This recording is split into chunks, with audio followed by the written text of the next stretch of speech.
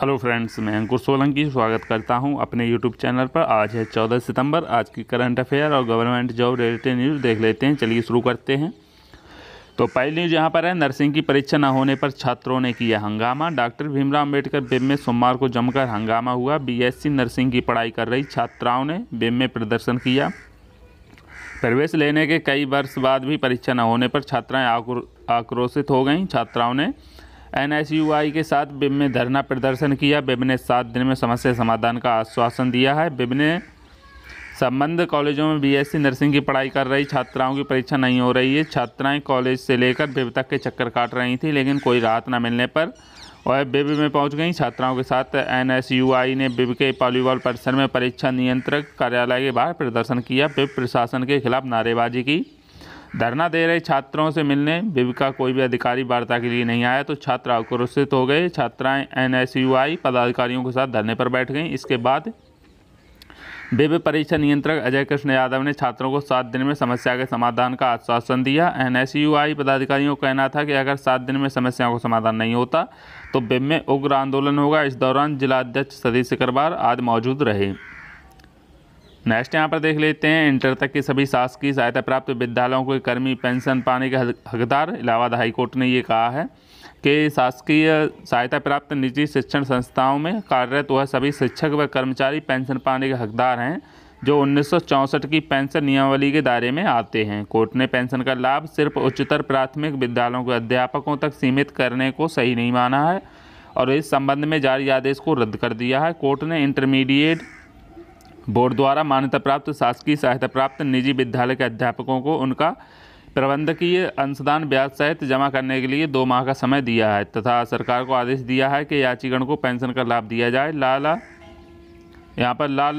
साहब सिंह व अन्य की याचिका पर सुनवाई करते हुए आदेश न्यायमूर्ति अश्विनी कुमार मिश्र ने दिया। याचिगढ़ के अधिवक्ता रामकृष्ण यादव का कहना था कि याचिगढ़ धर्मराज जी देवी गंगा प्रसाद सिंह उच्चतर माध्यमिक विद्यालय जौनपुर में सहायक अध्यापक हैं। शुरू में वह उच्चतर प्राथमिक विद्यालय था। वर्ष 1986 में इसे हाई स्कूल की मान्यता मिल गई। याचिगढ़ रिटायर हो चुके हैं तथा रिटायरमेंट के बाद उन्होंने 5 फरवरी 2017 को जारी शासनादेश के तहत पेंशन के लिए अपना प्रबंधकीय अंशदान ब्याज सहित जमा करने की पेशकश की, मगर उसे यह कहकर खारिज कर दिया गया कि उक्त शासनादेश को लाभ सिर्फ उच्चतर प्राथमिक विद्यालय के अध्यापकों के लिए ही। अधिवक्ता ने हाईकोर्ट द्वारा बुद्धराम केस में दिए निर्णय का हवाला देते हुए कहा कि इस केस में हाईकोर्ट ने स्पष्ट कर दिया कि पेंशन योजना का लाभ पाने के लिए वे सभी हकदार हैं जो 1964 के पेंशन नियमावली के दायरे में आते हैं। नेक्स्ट यहाँ पर देख लेते हैं, आंगनबाड़ी में अपात्रों को जमकर दी नौकरियाँ, पात्र अब तक भटक रहे। आगरा में मुकदमा दर्ज होने के बाद लोगों में जगी न्याय की उम्मीद। आंगनबाड़ी भर्ती में जांच के बाद बड़ा खुलासा हुआ है। अपात्रों को जमकर नौकरियां बांटी गई हैं, जबकि नौकरी से वंचित रहे पात्र दर दर भटक रहे हैं। 9 साल पहले हुए घोटाले के मामले में 8 साल तक जांच चली। सतर्कता अधिष्ठान इकाई ने तथ्य जुटाकर घोटाले की परतें खोल दी। अब मुख्य मुकदमा दर्ज होने के बाद पात्रों को न्याय की आस जगाई गई है। सतर्कता अधिष्ठान इकाई ने शिकायतकर्ताओं के अलावा नौकरी हासिल कर चुकी आंगनबाड़ी कार्यकर्ताओं से भी तथ्य जुटाए, उनसे दस्तावेज हासिल किए गए, अफसरों से पूछताछ की गई। 8 साल की इस जांच में अधिष्ठान इकाई ने तथ्यों के आधार पर आरोप तय किए। अब बड़ी कार्रवाई होने से शिकायतकर्ताओं को न्याय की आस जगी है। इधर अब इस मामले के बाद अग्रिम कदम क्या होता है और प्रशासन क्या कदम उठाता है, अब इस सवाल के जवाब का इंतजार है। इन पर दर्ज हुई है एफआईआर। तत्कालीन सीडीओ चंद्रशेखर सिंह, तत्कालीन परियोजना अधिकारी उमेश त्यागी, सेवानिवृत्त बाल विकास परियोजना अधिकारी शैलजा सिंह चौहान, जया श्रीवास्तव, मकुंतला, आशीष कुमार, मुख्य सेविका शीला भारती, नुजहत परवीन, शारदा, आंगनबाड़ी कार्यकर्त्री रजनी, प्रियंका, तत्कालीन प्रबंधक छदामी सिंह, उच्चतर माध्यमिक विद्यालय ममता, तत्कालीन खंड विकास अधिकारी राधेश्याम, इंद्रपाल, राजेश कुमार एवं अनूप श्रीवास्तव, प्राथमिक सतर्कता अधिष्ठान के निरीक्षक सुनील कुमार ने दर्ज कराई हैं, इनके खिलाफ दर्ज की गई हैं। जिले में आंगनबाड़ी कार्यकर्ताओं की नियुक्ति, इंदिरा आवास आवंटन एवं विधायक निधि के दुरुपयोग के मामले में तत्कालीन अधिकारियों सहित 16 लोगों के खिलाफ एफआईआर दर्ज कराई गई है। जांच में प्रथम दृष्टया सभी दोषी पाए गए हैं। पत्रावली शासन को भेज दी गई है। अब शासन स्तर से कार्रवाई शुरू होगी। सावर विकास खंड के में भी ये धांधली हुई है। में तत्कालीन बाल विकास परियोजना अधिकारी मुकुंतला की अध्यक्षता में समिति का गठन था। जांच में पाया गया पात्र का चयन न कर अपात्रों को शामिल किया गया। अपात्रता की श्रेणी में शामिल खुशी को नौकरी दी गई, जहां इसी ब्लॉक की ग्राम पंचायत पदार्थपुर में आवेदक ज्योति पात्रता की श्रेणी में थी, जबकि सुमनलता को यह नौकरी दी गई। सोहरम विकास खंड में भी यही हुआ है। तत्कालीन बाल विकास परियोजना अधिकारी शैलजा चौहान, जिन पर जिला कार्यक्रम अधिकारी का प्रभार था, उनकी अध्यक्षता में समिति का गठन किया गया था। यहाँ गोरा ग्राम पंचायत पर चयन हेतु निश्चित की गई वरीयता के आधार पर राजकुमारी की पात्रता की श्रेणी में थी, जबकि यहाँ पद्मा कुमारी को नौकरी दी गई। हर विकास खंड में हुआ है घोटाला। गंजूरवाड़ा विकास खंड में भी ये घोटाला हुआ। तत्कालीन बाल विकास परियोजना अधिकारी आशीष कुमार की अध्यक्षता में समिति गठित की गई थी। यहाँ भी अनियमितता हुई। ग्राम पंचायत पोखरा में चयन के लिए निश्चित की गई वरीयता के आधार पर पात्र तस्लीम बानो को नौकरी नहीं दी गई। यहाँ अपात्र रेनू को नौकरी मिली। ग्राम पंचायत उस्मानपुर में उम्र के मानक तार रहे 21 वर्ष से कम आयु होने पर भी रमा को नौकरी दी गई। इसी प्रकार पटियाली और रमापुर विकासखंड में भर्ती के मानक अधिकारी ने तार कर दिए। नेक्स्ट यहाँ पर देख लेते हैं यूएस ओपन। दानिल ने 2 घंटे 15 मिनट तक चले फाइनल में जोकोविच को हराकर जीता करियर का पहला ग्रैंड स्लैम। नोवाक का सपना टूटा। 16 साल में ग्रैंड स्लैम खिताब जीतने वाले पहले रूसी बने मेदवेदेव। कौन बन गए हैं? मेदवेदेव ने यहाँ पर यूएस ओपन जीत लिया है। 16 साल में पहला ग्रैंड स्लैम उन्होंने जीता है। जोकोविच के 21वें ग्रैंड स्लैम का इंतजार बढ़ा। गुस्से में तोड़ा रैकेट। आंसू भी आए और गुस्सा भी। गुस्से में उन्होंने अपना रैकेट तोड़ दिया। हार के बाद जोकोविच ने गुस्से में रैकेट को तब तक मैदान पर पटका जब तक कि वह टूट नहीं गया। इससे पहले टोक्यो ओलंपिक में स्पेन के पाब्लो के खिलाफ मैच हारने के बाद उन्होंने नेट पर रैकेट दे मारा था। जोकर के नाम से भी पुकारे जाने वाले नोवाक भावुक भी हुए। नेक्स्ट न्यूज़ यहाँ पर देख लेते हैं। यहाँ पर देखिए इमेज दिया गया है यहाँ पर मेदवेदेव का। रूसी हैं, ये रूस के रहने वाले हैं। यहाँ पर इमेज दिया गया है यूएस ओपन के साथ ये खड़े हैं। नेक्स्ट न्यूज़ यहाँ पे आया। राज्य सरकार ने विधानसभा में पारित किया विधेयक। भाजपा का बॉयकॉट। तमिलनाडु में अब नहीं होगी नीट परीक्षा। 12वीं के अंक के आधार पर दाखिला। तमिलनाडु में अब राष्ट्रीय पात्रता सह प्रवेश परीक्षा नीट परीक्षा का आयोजन नहीं होगा।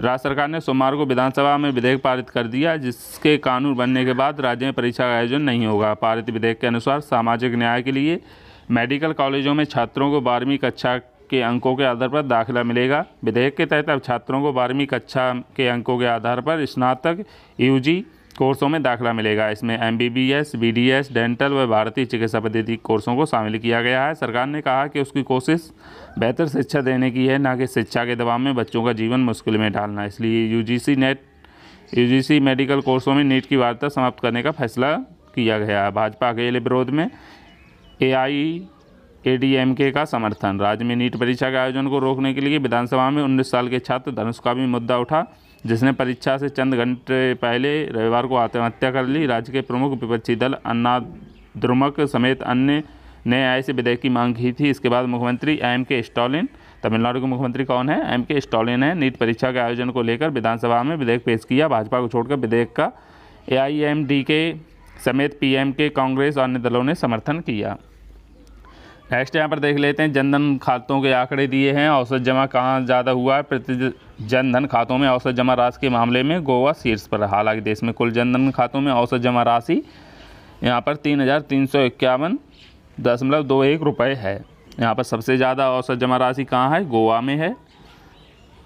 अगर बात करते हैं सबसे ज़्यादा जनधन खाते किस राज्य में है, तो वो उत्तर प्रदेश में है। यहाँ पर आंकड़े दिए हैं 1 सितंबर 2021 तक के, और प्रधानमंत्री जनधन योजना प्रोग्रेस रिपोर्ट के आंकड़े हैं ये। नेक्स्ट यहाँ पर देख लेते हैं। संयुक्त प्रवेश परीक्षा 2021 का परिणाम घोषित। काउंसलिंग 14 से। पॉलिटेक्निक संस्थानों में दाखिले के लिए 9 चरणों में 25 अक्टूबर तक चलेगी पूरी प्रक्रिया। प्रदेश के पॉलिटेक्निक संस्थानों में दाखिले के लिए हुई संयुक्त प्रवेश परीक्षा 2021 का परिणाम सोमवार शाम घोषित कर दिया गया। संयुक्त प्रवेश परीक्षा परिषद ने परीक्षा परिणाम www.gcup.nic.in पर अपलोड कर दिया है। वहीं दाखिले के लिए काउंसलिंग प्रक्रिया 14 सितंबर से शुरू होगी। यह प्रक्रिया 9 चरणों में होगी, 25 अक्टूबर तक चलेगी। प्रमुख 3 चरणों की काउंसलिंग प्रक्रिया 26 सितंबर तक होगी। इससे संबंधित पूरी जानकारी परिषद की वेबसाइट पर उपलब्ध कर दी गई है। पॉलिटेक्निक संस्थानों में नया सत्र 1 अक्टूबर से शुरू होगा। विशेष सचिव प्राविधिक शिक्षा सुनील कुमार चौधरी ने बताया कि प्रदेश के 150 राजकीय, 19 सहायता प्राप्त और 1203 निजी पॉलिटेक्निक संस्थानों के यहाँ पर 2,39,158 सीटों पर दाखिले के लिए हुई परीक्षा के लिए 3,02,066 विद्यार्थियों ने पंजीकरण कराया था। इनमें से 1,87,694 विद्यार्थी परीक्षा में शामिल हुए थे। यह है विभिन्न ग्रुपों के टॉपरों के बारे में दिया गया है। पहले चरण में 16 सितंबर को अलॉट की जाएंगी सीटें। 16 सितंबर को पहला चरण है और इसी में सीटें पहले चरण में अलॉट की जाएंगी। नेक्स्ट न्यूज़ यहाँ पर देख लेते हैं। अंक सुधार परीक्षा के लिए जिला मुख्यालय पर भेजी गई कॉपियाँ। यूपी बोर्ड 2021 की अंक सुधार परीक्षा 18 सितंबर से 6 अक्टूबर चलेगी। जिला मुख्यालय पर कॉपियाँ भेज दी गई हैं। लिखित उत्तर पुस्तिकाओं के संकलन के लिए जिला स्तर पर एक संकलन केंद्र बनाया गया है। जिला विद्यालय निरीक्षक पदेन मुख्य नियंत्रक और प्रधानाचार्य पदेन उप नियंत्रक होंगे।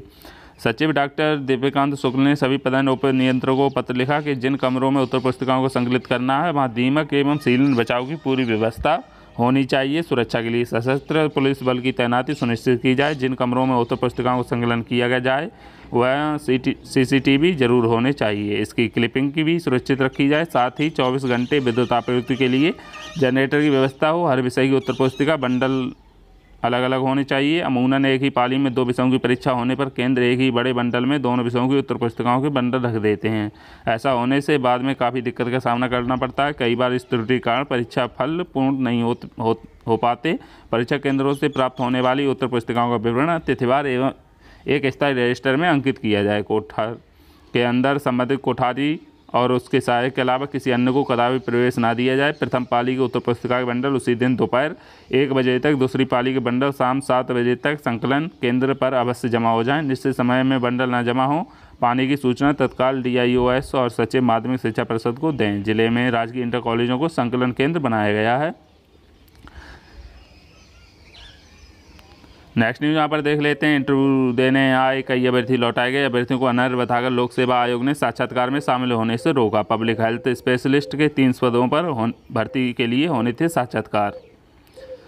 नेक्स्ट यहाँ पर देख लेते हैं। नीट सॉल्वर गैंग में माँ बेटी डॉक्टर भी शामिल। BHU की टॉपर जूली व माँ बबीता को वाराणसी में पकड़ा। पटना का PK सरगना KGMU से MBBS कर रहा उसामा भी गैंग में। त्रिपुरा तक फैला है जाल। ऐसे करता है गैंग जो है वो कैसे काम करता है इसमें बताया गया है। गिरोह के लिए कैंडिडेट लाता था उसामा। मेडिकल दाखिलों के लिए होने वाली नीट UG में एक सॉल्वर गैंग का पुलिस ने भंडाफोड़ कर दिया है। एक अभ्यर्थी की